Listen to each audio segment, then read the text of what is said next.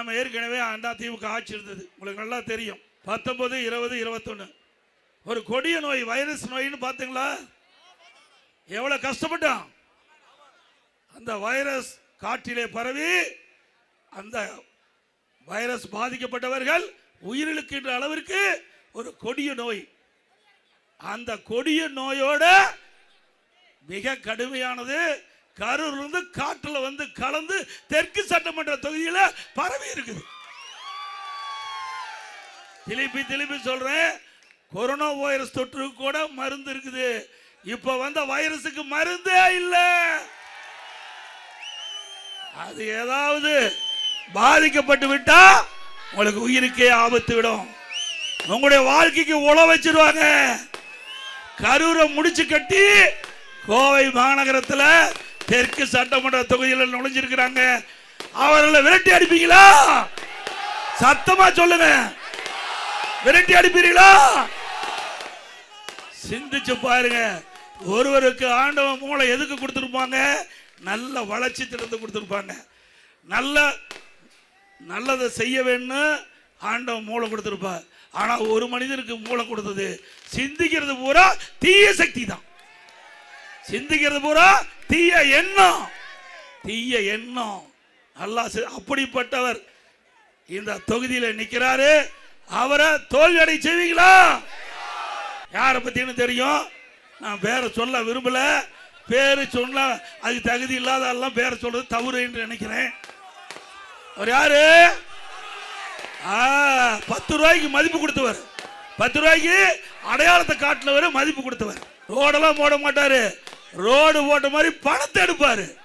Road போட மாட்டாரு, road போட மாதிரி.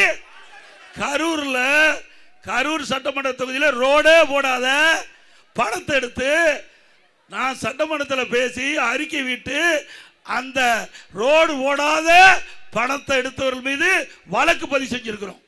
அவர் மீது அப்படிப்பட்டவர் ரோடே போட்டுருவாராம்.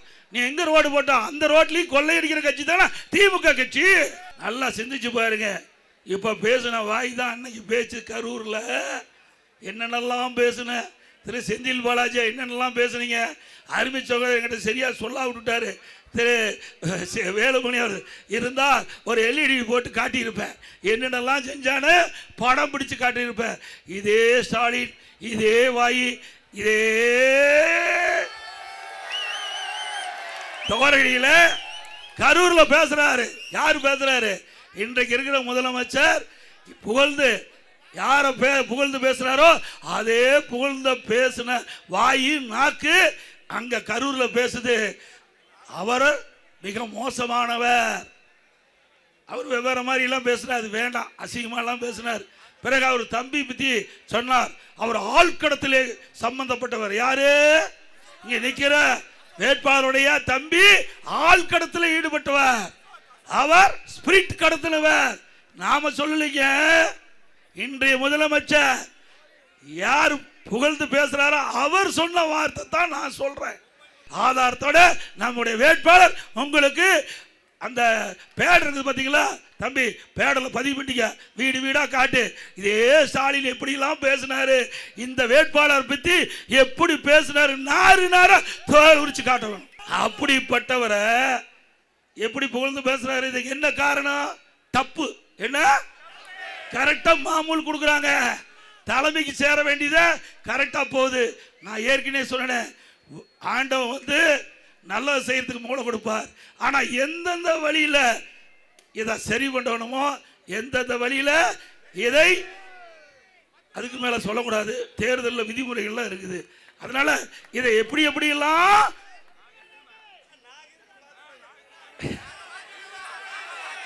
அதை செஞ்சு போய் சேர வேண்டிய இடத்துல மொத்தமா கொடுத்துட்டு ஒரு பகுதியை எடுத்துக்கிட்டு வந்துதான் இங்க வந்து உள்ள இறங்கி இருக்காரு. நாங்க அண்ணா திமுக பொறுத்த வரைக்கும் உங்களை நம்பி இருக்கிறோம். அண்ணா திமுக மக்களை நம்பி இருக்குது. இங்க நிக்கிற வேட்பாளர் இதை நம்பி இருக்கார். எதை சொல்லுங்க நல்ல, நீங்க நல்லா புரிஞ்சுக்கீங்க. 1 ரூபா செலவு பண்ணனா முதல் போட்டு முதல் எடுக்கிற ஒரு வியாபாரி, அரசியல் வியாபாரி. உஷாராயிருந்துக்குங்க. இல்ல உங்களுக்கு பார்த்தா இப்ப பெருசா தெரியும், கவர்ச்சிகரமா தெரியும். ஆனா பின் விளைவு என்ன என்பதை இப்பொழுதே சிந்தித்துக் கொள்ளுங்கள். கரூர்ல ஏன் உண்மையான இருந்தா கரூர் நிற்க வேண்டியதானே? இப்ப நான் எடப்பாடியில் நிற்கிறேன், சக தொண்டாமுத்தூர் நிற்கிறார், நம்ம இப்ப அவர் தொகுதி நிற்கிறாங்க. நீ ஏன் தொகுதி மாறி நிற்கிற? ஆக ஒன்னு மக்கள் நிராகரிச்சுட்டாங்க, அதனால அங்க வேலை இல்லை. நான் எடப்பாடியில் 11வது முறை நிற்கிறேன், 11வது முறை நிற்கிறேன். என்ன என்னுடைய மக்களுக்கு இன்னும் நான் போய் ஓட்டு கூட கேட்கல. நான் இன்னும் தொகுதிக்குள்ளேயே போகல. அப்படி தொகுதிக்குள்ளேயே போகாம கூட என்னுடைய மக்கள் என்னை நேசிக்கிறாங்க. குடும்பத்தில் ஒருவராக என்னை பார்க்கின்றார். மக்களோடு மக்களாக வாழ்ந்து கொண்டிருக்கின்றேன். அவருடைய எண்ணத்தை நான் செயல்படுத்தினேன். ஆனால் இங்க நிற்கிற வேட்பாளர் அப்படிப்பட்டவரா? அங்க சுரண்டி முடிச்சாச்சு, சட்டியை சுரண்டி கமுத்தி வச்சுட்டாரு. இங்க கோவை மாநகரம் செல்வம் கொளிக்கிற பகுதி, கோவை செல்வம் கொளிக்கிற பகுதி மாநகரம். இந்த பகுதியில் சொன்னாங்க ஏதோ முத்திரை வைக்கிறாங்க, எது தங்கத்துக்கு முத்திரை வைக்கிறாங்க. அவர் முத்திரை வச்சுட்டு போயிடுவார். நல்லா உஷாரா இருந்துங்க, அவர் முத்திரை வைக்கத்தான் வராரு.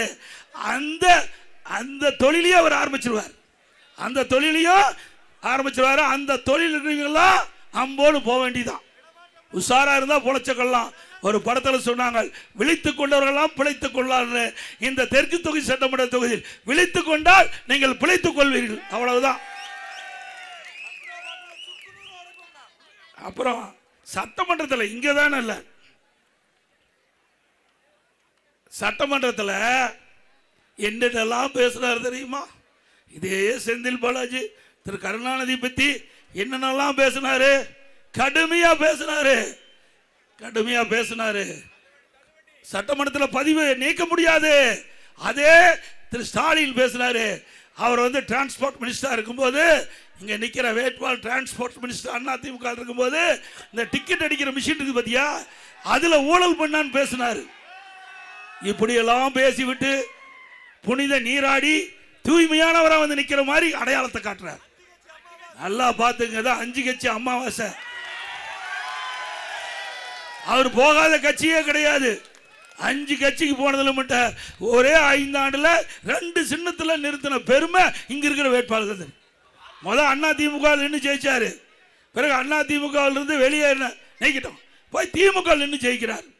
அங்க பூரா வாரி விட்டார். இதே மாதிரி அதை செய்வோம் இதை செய்வேன். என்னுடைய கரூர் சட்டமன்ற தொகுதியில் தேனாரும் பாலாரும் ஓடும் எல்லாம் மக்கள் நம்பினாங்க, ஓட்டா குத்துனாங்க. நாமும் போட்டு இங்க வந்துட்டார். யாரு? தெற்கு சட்டமன்ற தொகுதிக்கு வந்துட்டார். தயவு செய்து அருள் கூர்ந்து நீங்க சிந்திக்க வேண்டும். ஒரு அரக்கன் மன்னிக்க முடியுமா? அரக்கன் எப்படிப்பட்டவர் உங்களுக்கு தெரியும்? அரக்கனை விட கொடியமானவர், அரக்கனை விட கொடியமானவர். அப்படிப்பட்ட மனிதாபிமானம் இல்லாத, மனித இரக்கம் இல்லாத ஒருவர் இந்த தொகுதியில் போட்டியிடுறார். அருள் கூர்ந்து தயவு செய்து கொங்கு நாட்டு மக்கள் விழிப்புணர்வுகள், சிந்தித்து பார்க்கக்கூடியவர்கள், எது சரி தவறு என்று எடை போட்டு அதற்கு தக்க தீர்ப்பளிக்கக்கூடிய மக்கள், இந்த மண்ணில் பிறந்த மக்கள், அவர்கள் நியாயமான தீர்ப்பை வழங்குவீர்கள், நல்லவரை தேர்ந்தெடுப்பீர்கள். திரு அர்ஜுனன் அவர்களையும் திரு ஜெயராமன் அவர்களையும் வாணி சீனிவாசன் அவர்களையும் தேர்ந்தெடுக்கப்படுகிறார்.